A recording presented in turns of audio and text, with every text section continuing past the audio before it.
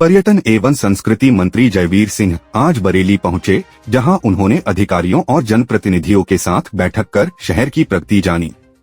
इसके साथ ही उन्होंने वृक्षारोपण कर लोगों से वृहद वृक्षारोपण अभियान से जुड़ने की अपील की।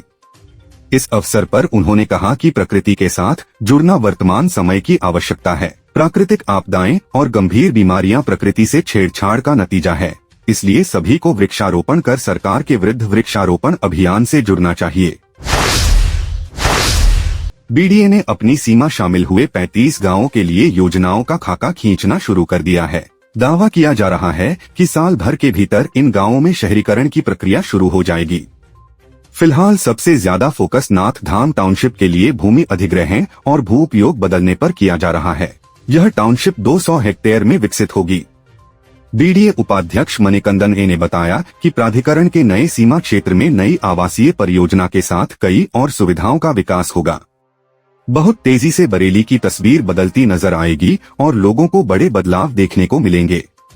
बीडीए भी जमीन के मामले काफी समृद्ध हो जाएगा। उन्होंने बताया कि पूरे प्रदेश में बीडीए की अलग पहचान बनाने की कोशिश की जा रही है। बरेली विकास प्राधिकरण का सीमा विस्तार होना अपने आप में बड़ी बात है, जिसका बड़ा फायदा आने वाले समय में लोगों को मिलेगा। बरेली के शाही में एक ही जैसे अंदाज में 10वीं महिला की हत्या के बाद एडीजी रमित शर्मा ने 7 टीमें बनाई हैं, जो हत्यारे की तलाश के साथ लोगों को जागरूक भी करेंगी। एडीजी ने पुलिस अधिकारियों के साथ खुद मौका मुआयना किया। पीड़ित परिवारों के लोगों से बात कर भरोसा दिलाया कि जल्द हत्यारे का पता लगाया जाएगा। शेरगढ़ के गांव हौंसपुर के रहने वाले सोमपाल की पत्नी अनीता 1 जुलाई की शाम फतेहगंज पश्चिमी के गांव खिरका में अपने मायके गई थीं। अगले दिन सुबह 11 बजे वह हौंसपुर लौटने के लिए निकली, लेकिन घर नहीं पहुंची। काफी तलाश करने पर भी उनका कुछ पता नहीं लगा। गांव बुझिया जागीर में गन्ने के खेत में वीरेंद्र ने मेड़ पर एक महिला की लाश पड़ी देखी, जिसकी पहचान अनीता के रूप में हुई। इसके बाद सोमपाल ने थाना शाही में अज्ञात के खिलाफ हत्या की रिपोर्ट दर्ज कराई थी। बरेली के मीरगंज में क्षेत्राधिकारी दीपशिखा अहिवरन को 2 लाख रुपए मांगने और जबरन ट्रैक्टर ट्राली सीज करने के आरोप में हटा दिया गया। उन्हें जिला मुख्यालय अटैच करते हुए सीओ बहेड़ी अरुण कुमार सिंह को मीरगंज सीओ का अतिरिक्त चार्ज दिया गया है। सीओ दीपशिखा अहिवरन पर बिना खनन अधिकारी और मजिस्ट्रेट के जाकर कार्रवाई करने के आरोप में कार्रवाई की गई है। आरोप था कि जेसीबी से मिट्टी खोदकर कच्ची ईंटें बनाई जा रही थीं। आरोप है कि सीओ ने कागज देखने से मना कर दिया और थाने आने को कहा। इसके बाद ट्रैक्टर और मशीन थाने ले जाकर सीज कर दी। इस दौरान उन्होंने उनसे 2 लाख रुपयों की भी मांग की। इस मामले में तत्कालीन एसएसपी ने एसपी देहात दक्षिणी मानुष पारीक को जांच सौंपी थी।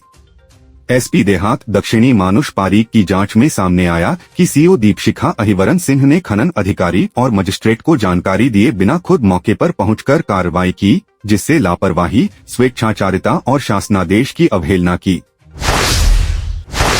बरेली के आंवला थाना क्षेत्र की रामनगर चौकी इंचार्ज पवन कुमार पर एक व्यक्ति ने खेत पर कब्जा कराने का आरोप लगाया है। आरोप है कि जब वह चौकी में शिकायत करने गया तो उसे भगा दिया गया।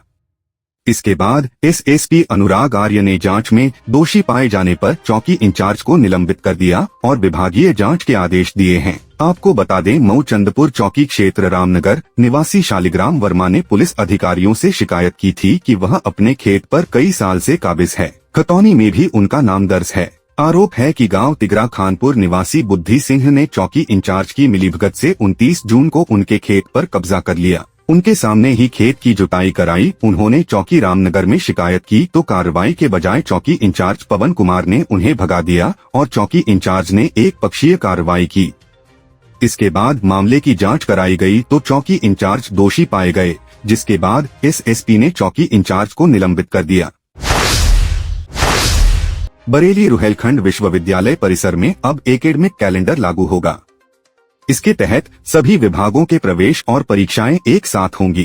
कुलपति प्रोफेसर केपी सिंह के आदेश पर प्रवेश सेल में शिक्षा संकायाध्यक्ष की अध्यक्षता में समिति की बैठक हुई। जल्द ही एकेडमिक कैलेंडर जारी कर दिया जाएगा। विश्वविद्यालय परिसर में 6 संकायों में अलग अलग विभाग हैं। इनमें बीटेक, एमबीए, एलएलएम, एमए और एमएससी, बी फार्मा, बीएचएम समेत कई पाठ्यक्रमों की पढ़ाई होती है। इनमें डिप्लोमा और सर्टिफिकेट पाठ्यक्रम भी शामिल हैं। अभी सभी विभागों के प्रवेश अलग अलग समय तक होते हैं और इसके अलावा सभी की परीक्षाएं भी अलग अलग समय पर होती हैं। इसकी वजह से कुछ विभागों की अंतिम सेमेस्टर की परीक्षा गर्मी से पहले हो जाती हैं, तो कुछ गर्मी में होती हैं। इसकी वजह से विद्यार्थी छात्रावासों में भी रहते हैं। बरेली में पिछले 2 दिनों से हो रही भारी बारिश की वजह से भोजीपुरा में दियोरनिया नदी पर बना कच्चा पुल बह गया। इससे दर्जनों गांव मुख्य मार्ग से कट गए और उनका रास्ता बाधित हो गया। अग्रास रोड स्थित दिवरनिया नदी पर पुल का निर्माण काफी समय से चल रहा है। निर्माण कार्य की वजह से ठेकेदार और इंजीनियरों ने नदी पर कच्चा पुल बनाया था। बरसात में नदी के पानी का तेज बहाव पुल नहीं झेल सका और आज सुबह बह गया। इससे दर्जनों गांव को आने जाने का रास्ता बंद हो गया। पुल बह जाने के बाद इसके पास लगे बिजली के खंभों के गिरने का खतरा भी बना हुआ है। करीब 4 माह पहले ही इंजीनियरों ने यह कच्चा पुल बनाया था। बताते हैं कि इस पुल के बराबर में एक नए पुल का और निर्माण किया जा रहा है। इसे भी पुल गिरने की वजह मानी जा रही है। शहर भर में जलभराव निकलना हुआ मुश्किल। आज सुबह 5 बजे से ही रिमझिम बारिश शुरू हो गई। इसकी वजह से शहर में जगह जलभराव हो गया। इनर व्हील क्लब का बरेली ब्लॉसम ने बड़े जोश और उत्साह के साथ नए साल की शुरुआत करते हुए शुभ कार्य किया है, जिसमें इनर व्हील क्लब का बरेली ब्लॉसम की अध्यक्ष पायल अग्रवाल और सेक्रेटरी कीर्ति अग्रवाल ने अपने क्लब मेंबर के साथ मिलकर राजकीय संकेत विद्यालय में एक वाटर कूलर लगवाया और संकेत विद्यालय में पढ़ने वाले छात्र छात्राओं को खाद्य पदार्थों के गिफ्ट पैकेट बांटे। इस कार्य का शुभारंभ जिला अध्यक्ष नीलू ठाकरे ने किया, जो आगरा से आई थी। इस कार्य में अनुराधा सिंगल, रेनू अग्रवाल और नीलू मिश्रा का भी सहयोग रहा और क्लब के सभी सदस्य उपस्थित थे। बरेली के क्योलाडिया क्षेत्र के अंतर्गत ग्राम मुड़िया जगरूप निवासी मीरा देवी को प्रसव पीड़ा होने लगी। तब पति सरजा ने 108 एम्बुलेंस के कॉल सेंटर को कॉल करके गर्भवती महिला की प्रसव पीड़ा की सूचना दी, जिस पर तत्काल प्रभाव से 108 एम्बुलेंस गांव में पहुंच गई और प्रसव पीड़ा से मीरा देवी को घर से कोलैप्सिबल स्ट्रेचर की सहायता से महिला को एम्बुलेंस में शिफ्ट किया और सरकारी जिला अस्पताल में लेकर जा रहे थे। तभी रास्ते में प्रसव पीड़ा से कराह रही महिला के लिए एम्बुलेंस पर तैनात इमरजेंसी मेडिकल टेक्नीशियन विजय ने पायलट देवमणि से एम्बुलेंस को सड़क के किनारे रुकवाकर एम्बुलेंस में ही प्रसव कराया और बच्चे को परिवार वालों की गोद में सौंप दिया। इसके बाद जिला अस्पताल में भर्ती करा दिया, जहां स्टाफ नर्स ने मां और बच्चे को सुरक्षित और स्वस्थ बताया।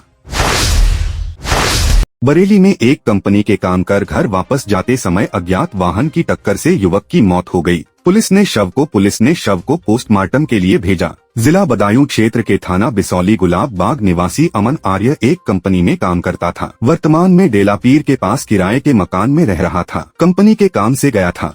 स्कूटी से घर वापस जाते समय डेलापीर रोड झूलेलाल गेट के पास अज्ञात वाहन ने स्कूटी में टक्कर मार दी, जिससे अमन आर्य की घटना स्थल पर मौत हो गई। टक्कर मारने के बाद वाहन फरार हो गया।